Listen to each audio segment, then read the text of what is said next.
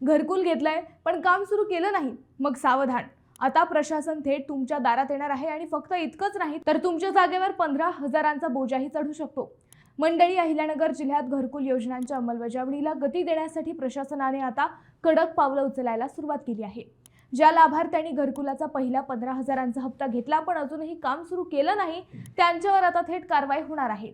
प्रशासनाने स्पष्ट इशारा दिलाय की 31 मार्च पर्यंत घराचे काम सुरू करा, अन्यथा 15,000ची वसुली केली जाईल. जिल्ह्यात सुमारे 1,25,000 घरकुलांना मंजुरी मिळाली होती. त्यापैकी 68,000 घरे तिसऱ्या टप्प्यात पोहोचली आहेत. 25,000 लाभार्थ्यांनी काम सुरू केलं आहे, पण अजूनही जवळपास 23,000 लाभार्थ्यांनी पैसे घेतले पण कामच सुरू केलं नाहीये. आता प्रशासनाने स्पष्ट भूमिका घेतली आहे. जर घर बांधता येत नसेल तर 15,000 रुपये परत करा, अन्यथा तुमच्या मालमत्तेवर शासकीय बोजा चढवला जाईल. हा बोजा कायम राहणार असून भविष्यात तो काढायचा असेल तर व्याजासह रक्कम भरावी लागू शकते. मंडळी, ही माहिती जास्तीत जास्त शेअर करा जेणेकरून गरजूंपर्यंत माहिती जाईल.